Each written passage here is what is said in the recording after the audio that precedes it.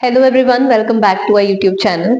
हम कर रहे हैं मॉलिक्यूलर बेसिस ऑफ इनहेरिटेंस वाला चैप्टर, जिसमें हम प्रीवियस वीडियोस में डीएनए को जेनेटिक मटेरियल जो है वो माना गया कि प्रोटीन, कार्बोहाइड्रेट, लिपिड्स, कितनी सारी चीजें हमारी बॉडी में, बस पर उसमें से डीएनए ही है जो जेनेटिक मटेरियल है, डीएनए ही है जो इनहेरिट होता है पेरेंट्स से बच्चों में। तो वो प्रूफ कैसे किया गया, उसके कुछ एक्सपेरिमेंट्स किए थे हमने, और डीएनए का जो स्ट्रक्चर है प्रॉपर वो भी हम डिटेल में डिस्कस कर चुके हैं प्रीवियस वीडियोस में। आप उनको जाके वहां से रिवाइज कर सकते हैं। आज हम next process that is replication करने वाले हैं। तो उसके लिए सबसे पहले हम सेंट्रल डॉगमा ऑफ लाइफ देख लेते हैं। तो सेंट्रल डॉगमा ऑफ लाइफ मतलब कि जो लाइफ है इसी प्रोसेस के इर्द गिर्द जो है वो चलती है, इसी प्रोसेस से ही चलती है। तो डीएनए जो है वो हर एक ऑर्गेनिज्म के पास है। डीएनए जो है वो अपनी कॉपीज बना सकता है, अपनी फोटोस्टैट कॉपीज बना सकता है। उस प्रोसेस को हम बोलते हैं रेप्लिकेशन। ठीक है, फिर डीएनए जो है वो आरएनए बना सकता है by the process called transcription. और ये आरएनए से सारी की सारी हमारी बॉडी की प्रोटीन्स बनती हैं, और प्रोटीन से ही सारे एंजाइम, हार्मोन्स और सब कुछ हमारी बॉडी का बनता है, और हमारी बॉडी में सारे काम चलते हैं by the process of translation. और यही 3 प्रोसेस है जो इस चैप्टर में हम डिटेल में पढ़ने वाले हैं, रेप्लिकेशन, ट्रांसक्रिप्शन एंड ट्रांसलेशन। उसमें से आज हम सबसे पहले रेप्लिकेशन वाला प्रोसेस जो है वो इस वीडियो में कवर करेंगे। तो रेप्लिकेशन मतलब डीएनए ने अपनी कॉपी बनानी है। तो मान लीजिए कि अगर ये एक पेरेंट डीएनए है, 2 स्ट्रैंड है, डबल स्ट्रैंडेड डीएनए मॉलिक्यूल है। अगर हमने स्ट्रक्चर ऑफ डीएनए अब पढ़ लिया है तो हमें पता है कि डीएनए जो है वो डबल स्ट्रैंडेड मॉलिक्यूल है। तो ऐसा एक्सपेक्टेड था कि ये जो कॉपीज बना रहा है एग्जैक्ट सेम कॉपी बनाएगा अपनी, तो ये जो है वो नया बनेगा। अगर ये पेरेंट है, ठीक है, तो ये न्यू ऑफस्प्रिंग होगा, ठीक है, न्यू स्ट्रैंड ये बना होगा। बट ऐसा नहीं हुआ। उन्होंने देखा कि जो न्यू डीएनए बन रहे हैं उसमें हमेशा एक स्ट्रैंड जो है वो पेरेंट का रह रहा है, और एक स्ट्रैंड जो है वो नया बन रहा है। तो मतलब यूजुअली एक्सपेक्टेड क्या था कि ये जो दोनों स्ट्रैंड है ये नए बने, ये दोनों स्ट्रैंड जो है ये पेरेंट के हैं और ये दोनों स्ट्रैंड नए बने हैं। बट ऐसा हुआ नहीं। उन्होंने देखा कि जो कुछ एक्सपेरिमेंट, अभी हम एक्सपेरिमेंट डिस्कस करेंगे, उससे ये कंफर्म हुआ था कि इसमें हमेशा एक स्ट्रैंड जो है वो पेरेंट का रहता है और एक स्ट्रैंड जो है वो नया बनता है। तो इसका मतलब कि अगर ये वाले पेरेंट डीएनए के आगे ऑफस्प्रिंग बनने हैं तो वो कुछ इस तरह से बनते हैं, जिसमें इसमें एक पेरेंटल स्ट्रैंड है और एक नया स्ट्रैंड है, एक पेरेंटल स्ट्रैंड है और एक नया स्ट्रैंड है। तो ये डॉटर स्ट्रैंड्स बनेगी। तो इसको semi conservative mode of replication बोला गया, कि जो डीएनए रेप्लिकेशन है वो कंजर्वेटिव नहीं है। कंजर्वेटिव होता है कि पेरेंट मॉलिक्यूल जो है डीएनए वो एज इट इज कंजर्व हो गया, दोनों स्ट्रैंड पेरेंट के ही है, और न्यू जो है वो बिल्कुल न्यू दोनों स्ट्रैंड बने। पर हमने कुछ एक्सपेरिमेंट से कंफर्म किया कि ऐसा नहीं होता। हमेशा होता क्या है, एक स्ट्रैंड पेरेंट का एज इट इज इनहेरिट होता है और उसके अगेंस्ट न्यू स्ट्रैंड जो है वो बनता है। तो इसको semi conservative mode of replication बोलते हैं। ये पता कैसे चला? तो ये एक्सपेरिमेंट कंडक्ट किया था 2 साइंटिस्ट ने, मेसेल्सन एंड स्टाहल। ये स्कूल्स में काफी एक्सपेरिमेंट पूछा जाता है, बहुत इंपॉर्टेंट एक्सपेरिमेंट है स्कूल्स के हिसाब से, बोर्ड्स के हिसाब से। तो मेसेल्सन एंड स्टाहल ने एक्सपेरिमेंट कंडक्ट किया था। उसमें उन्होंने सबसे पहले क्या किया, काफी जनरेशन्स के लिए ई कोलाई, जो हम पहले भी पढ़ चुके हैं, एस्चीरिया कोलाई बैक्टीरिया है एक, उसका डीएनए हैवी मीडियम में ग्रो करवाया। अब हैवी मीडियम का मतलब क्या है? अगर डीएनए को रेप्लिकेट करना है, अपनी कॉपी बनानी है, तो उसको क्या क्या चाहिए? उसको चाहिए नाइट्रोजन बेसिस, उसको चाहिए फॉस्फेट, उसको चाहिए शुगर। ठीक है, डीएनए के स्ट्रक्चर में हमने पढ़ा था 3 चीजें लगती हैं, न्यूक्लियोटाइड जुड़ जुड़ के एक डीएनए स्ट्रैंड बनता है। तो नाइट्रोजनस बेसिस जो है रिंग शेप स्ट्रक्चर है जिनमें एक नाइट्रोजन जरूर प्रेजेंट होता है। तो वो कहीं से तो वो फॉस्फेट शुगर नाइट्रोजन उसको मिल रहा है ना, तो वो मीडियम में मिल रहा है। बैक्टीरिया डीएनए अपना रेप्लिकेट करे उसके लिए उसको नाइट्रोजन चाहिए, वो नाइट्रोजन अपनी इन्वायरमेंट से लेगा। अब अगर हम लेबोरेटरी में एक्सपेरिमेंट कंडक्ट करा रहे हैं तो हम पर्पसली उसकी इन्वायरमेंट में जैसा हम चाहते हैं वैसा नाइट्रोजन उसको प्रोवाइड करेंगे। तो मान लीजिए पेट्री डिश में अगर मैं डीएनए ई कोलाई को यहाँ पे रख दिया कि वो रेप्लिकेट करे, तो उसका मीडियम भी तो मैंने ही दिया, तो मैं पर्पसली मीडियम जो है वो कौन सा दूंगी, नाइट्रोजन का हेवी आइसोटोप। अगर आपने केमिस्ट्री पढ़ी है तो आइसोटोप आपने पढ़े होंगे, ये हेवी आइसोटोप है और N14 लाइट आइसोटोप है नाइट्रोजन का। ठीक है जी, तो हमने क्या किया है, हेवी आइसोटोप जो है कितना सारा मीडियम में प्रोवाइड कर दिया। और ऐसा कितने जनरेशन तक किया, एक जनरेशन तक करेंगे तो हमें कंफर्म नहीं है कि उसका जो डीएनए है वो सारा N15 वाला ही होगा। हमें पूरा अश्योर होना है कि उसका जो टोटल डीएनए है उसमें जितने भी नाइट्रोजन है वो सारे के सारे हैवी नाइट्रोजन है, N15 नाइट्रोजन है। तो उसके लिए कितने सारे जनरेशन तक मैं उसको N15 मीडियम में ही रेप्लिकेट करने को करवाऊंगी पर्पसली।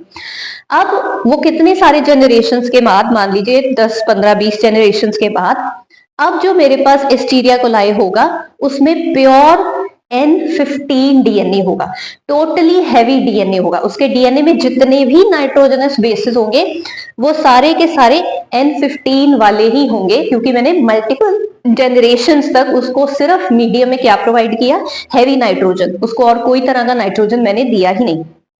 ठीक है जी, अब उन्होंने क्या किया, अब यहाँ पे जो पेरेंट है वो ये है कि जो दोनों स्ट्रैंड है डीएनए के वो हैवी नाइट्रोजन के बने हुए हैं। तो कुछ इस तरह से हम उसको रिप्रेजेंट करेंगे पेरेंट को, N15 N15, मतलब कि उसके दोनों डीएनए स्ट्रैंड में जितने भी नाइट्रोजनस बेसिस हैं वो सब में हैवी नाइट्रोजन लगा हुआ है।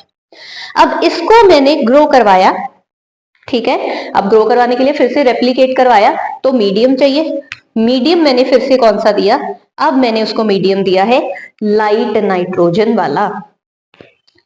ठीक है जी, एक और बात कि ये कितने जनरेशन्स तक हमने मल्टीप्लाई कराया तो वो कितना टाइम लग गया होगा, इसीलिए हमने ई कोलाई को यूज किया है, क्योंकि ई कोलाई जो है विद इन 20 मिनट्स रेप्लिकेट हो जाता है।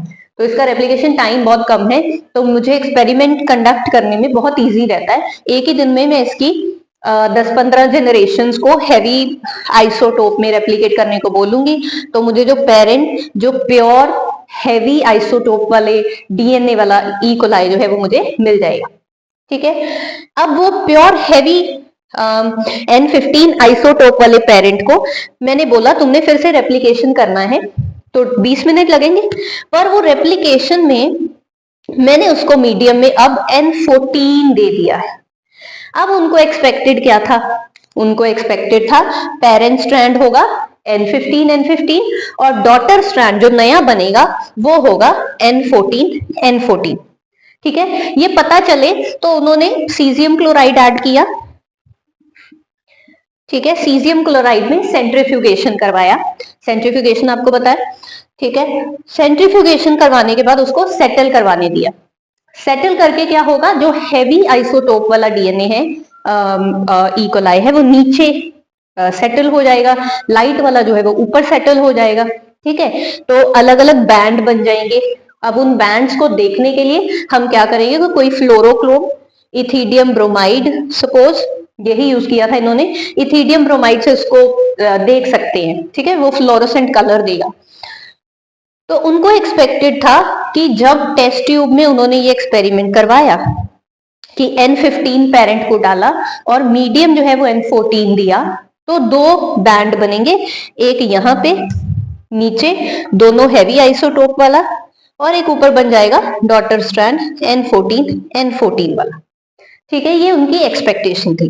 बट हुआ क्या, जो उनको स्ट्रैंड मिले वो उनको मिले सेंटर में, ना ही ऊपर ना ही नीचे। इसका मतलब ये कुछ इस तरह के स्ट्रैंड हैं जो प्योरली हैवी और जो प्योरली लाइट नहीं है, जो मीडियम वेट वाले हैं, N15 N14 हाइब्रिड मिले उनको। तो अब उसको फिर से कंफर्म करने के लिए अब यहाँ पे मैं लिख रही हूँ, एक तो हमें पेरेंट स्ट्रैंड ही मिला N15 और एक स्ट्रैंड जो है वो नया स्ट्रैंड मिला N14। अब उन्होंने कंफर्म करने के लिए इसको फिर से उसको नेक्स्ट 20 मिनट्स के लिए लाइट आइसोटोप में मल्टीप्लाई करवाया, रेप्लिकेट करवाया। तो फिर उन्होंने क्या देखा, अब सबसे इजी तरीका जो है इसके डॉटर स्ट्रैंड बनाने का, जिससे कोई मिस्टेक की गुंजाइश नहीं होती है, इसके अब पेरेंट स्ट्रैंड के दोनों स्ट्रैंड को सेपरेट सेपरेट लिख लो। ये इजी इसलिए है क्योंकि हमें पता है कि अब तो चलो हमें पता है कि सेमी कंजर्वेटिव होती, एक पेरेंट स्ट्रैंड रहता ही है, ठीक है। तो मैं क्या करती हूँ, हमेशा पेरेंट स्ट्रैंड के दोनों स्ट्रैंड को सेपरेट लिख लिया, और जो न्यू स्ट्रैंड आना है, न्यू स्ट्रैंड कौन सा आएगा, जो हमने मीडियम प्रोवाइड किया है साथ में उसको लिख दिया। तो अब जब सेकंड टाइम के लिए, अब मान लो 40 मिनट्स टोटल हो गए होंगे दोनों मिला के भी, बट यहाँ पे तो नेक्स्ट 20 मिनट्स ही है। तो नेक्स्ट 20 मिनट्स में क्या हुआ, दो स्ट्रैंड आए फिर से, ये लेवल 1 था। उसके बाद 20 मिनट्स के बाद क्या आया, एक तो हाइब्रिड स्ट्रैंड आया और एक जो है लाइट वाला स्ट्रैंड आया, ठीक है। तो इसमें भी एक पेरेंट स्ट्रैंड रह रहा है और एक नया स्ट्रैंड बन रहा है। अब उन्होंने फिर से और 20 मिनट्स के लिए सेम N14 मीडियम में इसको फिर से मल्टीप्लाई करवाया। तो उन्होंने देखा, अब अगर आप इसको स्प्लिट करके लिखेंगे तो N15 वाला एक ही रहेगा, बाकी सारे N14 वाले रहेंगे, ठीक है। तो उन्होंने देखा जो हाइब्रिड है उसका परसेंटेज कम होता जा रहा है, और जो लाइट आइसोटोपल है उसका परसेंटेज बढ़ता जा रहा है। तो जो मीडियम है उसका परसेंटेज बढ़ता जा रहा है, और पेरेंटल परसेंटेज जो है वो धीरे धीरे कम हो रहा है, ठीक है जी। तो उन्होंने इससे कंक्लूड किया कि जो डीएनए रेप्लिकेशन है वो सेमी कंजर्वेटिव है। सेमी कंजर्वेटिव का मतलब कि हमेशा एक parent strand as it is inherit होता है और उसके अगेंस्ट नया स्ट्रैंड जो है वो बनाया जाता है, देन कि दोनों पेरेंट स्ट्रैंड पेरेंट वाले में रह गए और उसके अगेंस्ट दोनों न्यू स्ट्रैंड बने नए डीएनए मॉलिक्यूल, ठीक है जी। तो कंजर्वेटिव नहीं है, semi conservative mode of replication है। ऐसा मेसेल्सन एंड स्टाहल ने अपने नाइट्रोजन हैवी आइसोटोप और लाइट आइसोटोप वाले एक्सपेरिमेंट के थ्रू डेमोस्ट्रेट किया था। तो इसके बाद अब हमें पता है semi conservative mode of replication है। तो अब हम देख लेते हैं रेप्लिकेशन का प्रोसेस एक्चुअली होता कैसे है, कौन कौन से स्टेप्स जो है उसमें इन्वॉल्व है। तो अब ये एक्सपेरिमेंट से हमें ये क्लियर हो गया कि जो डीएनए की रेप्लिकेशन है वो सेमी कंजर्वेटिव है, ठीक है जी। अब हम रेप्लिकेशन के प्रोसेस पे जंप करते हैं। एक्चुअली जो डीएनए है वो रेप्लिकेट कैसे करता है, मतलब अपनी रेप्लिका, अपनी कॉपी कैसे बनाता है। तो उसके लिए सबसे पहले डीएनए जो है वो एक डबल हेलिक्स मॉलिक्यूल है इस तरह का। अब अगर इसके अंदर इसकी रेप्लिका बनवानी है तो बॉडी में हमारे कोई भी प्रोसेस होना है उसमें कितने सारे कुछ प्रोटीन्स एंजाइम्स लगने पड़ेंगे, ठीक है।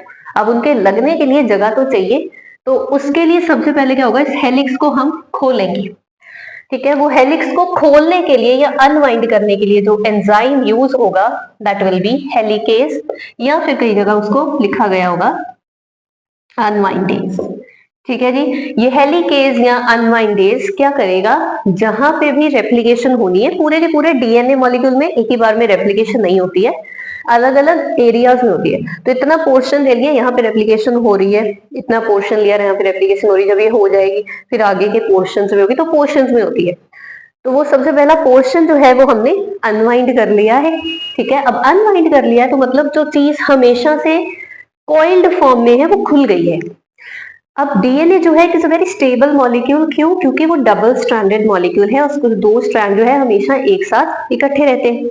अब अगर वो खुल गए हैं तो वो क्या हो जाएंगे, अनस्टेबल। पर अनस्टेबल हम रहने नहीं दे सकते, हमें तो एक प्रोसेस परफॉर्म करवाना है उस पर।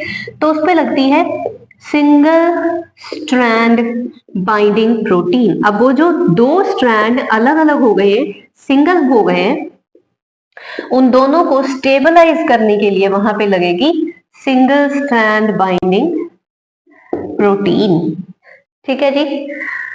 अब खुद सोचिए, कोई एक स्प्रिंग है जो हमेशा से एक स्प्रिंग की फॉर्म में ही रहा है, और उसको हमने किसी पॉइंट ऑफ टाइम पे पूरा स्ट्रेच करके सीधा कर दिया, ठीक है, स्ट्रेट स्ट्रैंड बना दिया है, तो उसमें टेंडेंसी है कि वो वापस जाना चाहेगा अपनी स्प्रिंग वाली पोजीशन पे।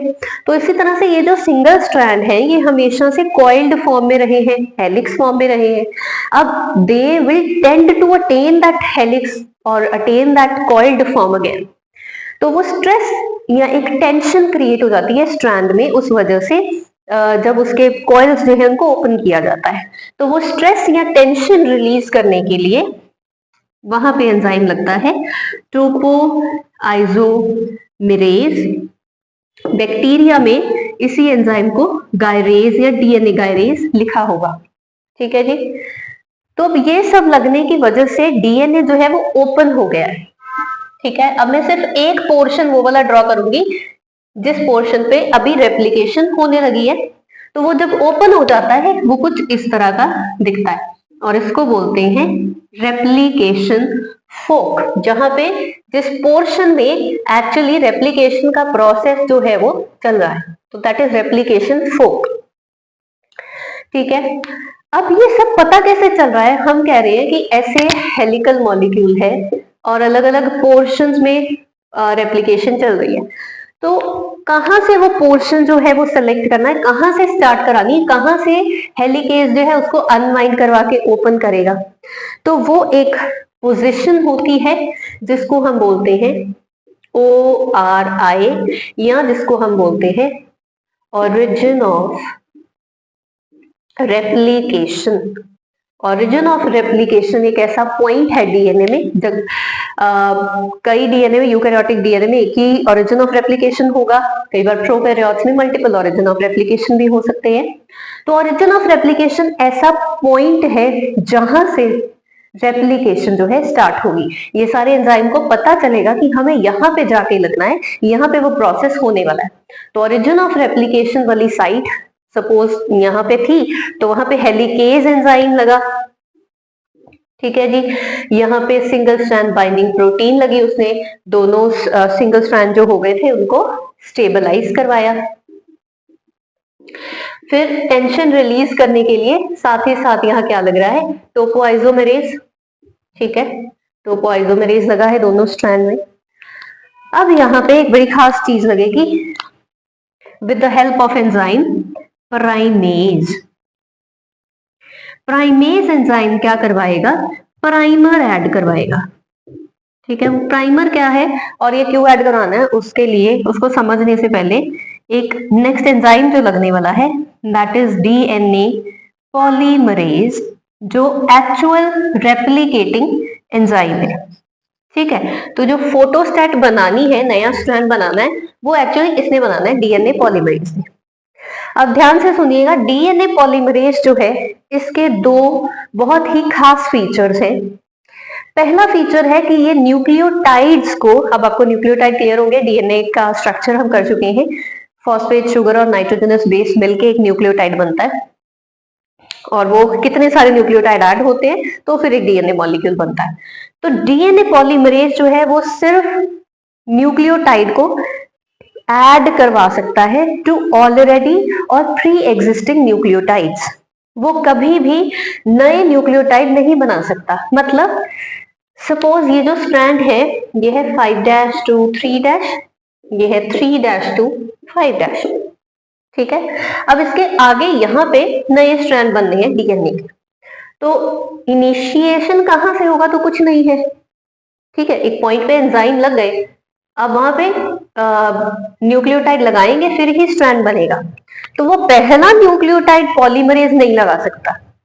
पॉलीमरेज सिर्फ क्या कर सकता है कि ऑलरेडी कुछ 10, 12, 15 न्यूक्लियोटाइड हो और वो उनके आगे न्यूक्लियोटाइड ऐड कराता रहे, ठीक है। तो वो न्यूक्लियोटाइड का स्ट्रेच पहले हमें लगवाना पड़ेगा, तो वो स्ट्रेच ऑफ न्यूक्लियोटाइड को हम बोलते हैं प्राइमर। तो प्राइमर क्या है, एक यहाँ पे स्ट्रेच ऑफ न्यूक्लियोटाइड लग गया, मतलब यहाँ पे कोई 10-15 न्यूक्लियोटाइड मैंने अटैच करा दी, और वो 10-15 न्यूक्लियोटाइड जो है अटैच कराने में हेल्प कौन करता है, एंजाइम प्राइमेज। और फिर वो प्राइमेज के बाद आके मेन रेप्लिकेटिंग एंजाइम हमारा डीएनए पॉलीमरेज लगता है और फिर वो आगे न्यूक्लियोटाइड्स को ऐड करवाता जाएगा। ठीक है जी। तो मैंने आपको बोला था डीएनए पॉलीमरेज की दो बहुत खास प्रॉपर्टीज है, तो उसमें से एक हम डिस्कस कर चुके हैं। पहली कि वो सिर्फ न्यूक्लियोटाइड ऐड करवा सकता है, नए न्यूक्लियोटाइड लगा नहीं सकता, जिस वजह से प्राइमेज ने प्राइमर को लगाया। दूसरी इसकी बहुत खास प्रॉपर्टी है कि डीएनए पॉलीमरेज जो है वो सिर्फ और सिर्फ न्यूक्लियोटाइड लगवा सकता है इन 5' to 3' डायरेक्शन। 5' पे प्राइमर लगा हो और 3' की तरफ जाना है तो उस डायरेक्शन में, इस डायरेक्शन में बड़े आराम से न्यूक्लियोटाइड्स ऐड करवा सकता है। ठीक है जी। तो अब ये बड़ा इजी हो गया। जो 3' to 5' वाला स्ट्रैंड है उसके आगे प्राइमर आके लगा, ये सारे पहले एंजाइम लगे, डीएनए हेलिक्स ओपन हुआ, प्राइमर आके लगा, उसके आगे डीएनए पॉलीमरेज लगा और उसने न्यूक्लियोटाइड ऐड करवाते गए एक बहुत ही कॉन्टिन्यूस वे में। कॉन्टिन्यूटी में न्यूक्लियोटाइड ऐड होते गए टिल 3 एंड, जहां पे फिर से हेलिक्स बनना शुरू हो जाएगा वहां पे उसने रुक जाना। ठीक है जी। इस वजह से ये वाले स्ट्रैंड को जो कॉन्टिन्यूटी में बन रहा है इसको बोलते हैं कॉन्टिन्यूअस स्ट्रैंड, या फिर इसको बोला जाएगा लीडिंग स्ट्रैंड, क्योंकि ये जल्दी जल्दी एक डायरेक्शन में बन जाएगा। अब बखेड़ा कहां पे खड़ा होगा? इस साइड में। ये 5' to 3' है, हेलिक्स ओपन होना शुरू हुआ इस साइड से, पर पॉलीमरेज जो है वो इस साइड को काम कर सकता है। अब ये बहुत कंफ्यूजिंग हो गया, और ठीक है। तो अब यहाँ पे क्या होता है, मल्टीपल प्राइमर्स लगते हैं थोड़े थोड़े स्ट्रेच में। तो 5' to 3' अगर मैं एक टेंटेटिव बनाऊं, इस तरह से स्ट्रैंड बनना है। ठीक है जी। अब यहाँ पे क्या होगा, प्राइमर थोड़ी सी दूरी पे ऐड होगा, फिर थोड़ी सी दूरी पे ऐड होगा, फिर थोड़ी सी दूरी पे ऐड होगा। इस तरह से मल्टीपल प्राइमर्स ऐड होंगे और जो हमारा डीएनए पॉलीमरेज है 5' to 3' काम कर सकता है, तो 5' to 3' न्यूक्लियोटाइड ऐड कराता जाएगा। इधर से स्टार्ट नहीं करेगा वो, पहले इधर से स्टार्ट करेगा। उसने पहले प्राइमर पे न्यूक्लियोटाइड ऐड कराए, अब ये एक स्ट्रेच क्रिएट हो गया, अब यहाँ पे वो न्यूक्लियोटाइड ऐड कराएगा। ठीक है। अब ये स्ट्रैंड बन रहा है, यहाँ पे न्यूक्लियोटाइड ऐड करवाएगा, फिर वो यहाँ पे न्यूक्लियोटाइड ऐड करवाएगा। तो इस तरह से पोर्शंस में काम होगा या फ्रेगमेंट्स में काम होगा इस डायरेक्शन में। क्यों? क्योंकि जो डीएनए पॉलीमरेज है वो सिर्फ 5' to 3' में काम कर सकता है। तो आप बोलो कि 5' इधर से काम करना शुरू कर दे, और इधर से काम कैसे करेगा? जो रेप्लिकेशन स्टार्ट होनी है वो ओरिजिन ऑफ रेप्लिकेशन से होनी है, जो इस साइड है। सारे जो एंजाइम है जिन्होंने डीएनए ओपन करवाना शुरू किया वो ओपनिंग तो यहाँ से हुई है, तो फिर वो इधर से कैसे स्टार्ट करवा सकता है? हाँ, वो ये कर सकता है कि थोड़े थोड़े स्ट्रेचेस में काम कर सकता है, उल्टी डायरेक्शन में। ठीक है जी। तो प्राइमर जो है थोड़ी दूरी पे ऐड हुआ और उसके आगे 5' to 3', because this is still 5'। अगर ये 5' है तो ये भी यहाँ पे, ये भी 5' to उधर 3' है, ये भी 5' to 3' और ये भी 5' to 3'। तो इनिशियली पहले प्राइमर के आगे 5' to 3' न्यूक्लियोटाइड ऐड कराया डीएनए पॉलीमरेज ने।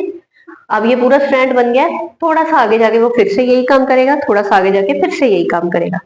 अब क्योंकि ये स्ट्रैंड जो है वो कॉन्टिन्यूस नहीं बन रहा, तो इसको डिसकॉन्टिन्यूअस स्ट्रैंड भी बोलते हैं, या फिर इसको लैगिंग स्ट्रैंड, क्योंकि ये लैग बिहाइंड कर रहा है। वो जल्दी जल्दी बन जाएगा, ये धीरे धीरे अपना टाइम लेके बनेगा, तो इसको लैगिंग स्ट्रैंड भी बोलते हैं। तो दो स्ट्रैंड है, जब भी डीएनए की रेप्लिकेशन होती है, एक लीडिंग स्ट्रैंड जो 3' के आगे बनता है, नया स्ट्रैंड 5' to 3', और दूसरा लैगिंग स्ट्रैंड जो नया है 3' to 5'। ठीक है जी। अब इसके बाद एंड पे जो लास्ट एंजाइम लगता है दैट इज डीएनए लाइगेज। अब जब हम बायोटेक्नोलॉजी वाले चैप्टर पढ़ेंगे तो इसका बहुत ज्यादा रोल आने वाला है। डीएनए लाइगेज को हम जेनेटिक ग्लू या बायोलॉजिकल ग्लू या जेनेटिक गम और बायोलॉजिकल गम भी बोलते हैं। क्यों? क्योंकि ये चीजों को आपस में जोड़ने का काम करता है। तो अब ये जो सारे न्यूक्लियोटाइड लगे हैं इनको आपस में जोड़ कौन देगा? DNA ligase. पॉलीमरेज ने सिर्फ एक के आगे एक ऐड करवाया है, उन सबको आपस में जोड़ने का काम कौन कर रहा है? DNA ligase. ठीक है जी। अब ये सारा जब डीएनए के स्ट्रैंड जो है वो बन जाते हैं, अब इनको चेक करना जरूरी है कि ठीक बने, क्योंकि डीएनए एक बहुत ही इंपॉर्टेंट मॉलिक्यूल है, जेनेटिक मॉलिक्यूल है जो इनहेरिट होगा बच्चों, पेरेंट्स से बच्चों में। ठीक है, तो अगर वो गड़बड़ हुआ तो इनहेरिट जो होगा वो भी गड़बड़ होगा, सारी जीन्स गलत बनेगी, प्रोटीन्स गलत बनेगी। सेंट्रल डॉगमा में हमने देखा है डीएनए गलत तो आरएनए गलत बनेगा, आरएनए गलत बनेगा तो प्रोटीन गलत बनेगी, तो सारी बॉडी में कुछ ना कुछ डिसऑर्डर क्रिएट हो जाएगी। तो they have to make sure कि ये जो नया डीएनए स्ट्रैंड बना है ये बिल्कुल करेक्ट बना है। तो वो काम भी डीएनए पॉलीमरेज ही करता है और उसको हम बोलते हैं प्रूफ रीडिंग। प्रूफ रीडिंग मतलब चेक करने का काम कर रहा है। तो once DNA polymerase have added all the nucleotides from 5' to 3' direction, अब यहां पे पहुंच गया डीएनए पॉलीमरेज, यहां से वो वापस जाएगा। ठीक है, और क्या करता जाएगा, चेक। चेक क्या करना है, अगर आपको याद हो तो हमने 4 रूल्स पढ़े थे कि क्या हमेशा एडेनिन के आगे थाइमिन ही लगा है और क्या वो 2 हाइड्रोजन बॉन्ड्स के साथ ही अटैच हुआ है, गुआनिन के आगे साइटोसिन ही लगा है और क्या वो 3 हाइड्रोजन के साथ ही अटैच हुआ है हाइड्रोजन बॉन्ड के साथ। सिमिलरली साइटोसिन के आगे गुआनिन ही है, थाइमिन के आगे एडेनिन ही है। तो ये चेक करना है उसने। अगर बाय चांस उसको लगता है कि यहाँ पे वो जा रहा था कि ये गलत बेस पेयरिंग हो गई है, गुआनिन के आगे थाइमिन या गुआनिन के आगे एडेनिन लग चुका है, तो वो क्या करेगा, वहां पे एक कट लगाएगा। सपोज ये वाला न्यूक्लियोटाइड है जो गड़बड़ है, बाकी सारे ब्लू कलर के, ये रेड है, ये गड़बड़ है, तो वो यहाँ पे कट लगाएगा। ठीक है, वो कट को यहाँ पे बायोलॉजी में वर्ड यूज करते हैं निक, नहीं लिखा हुआ, निक क्रिएट करेगा। ये न्यूक्लियोटाइड को रिमूव कर देगा, करेक्ट न्यूक्लियोटाइड को ऐड करेगा। गुआनिन के आगे क्या लगना था, साइटोसिन, और फिर से डीएनए लाइगेज जो है वो ज्वाइन करा देगा इसको आसपास वाले न्यूक्लियोटाइड से। तो अब क्या हो गया, करेक्ट हो गया। इसी तरह से डीएनए पॉलीमरेज आगे पास करता जाएगा और चेक करता जाएगा कि क्या जो रेप्लिकेशन मैंने करवाई है वो ठीक है, उसमें कुछ गड़बड़ तो नहीं है, कोई आगे जाके डिसऑर्डर क्रिएट ना हो जाए। ठीक है जी, उसको बोलते हैं प्रूफ रीडिंग।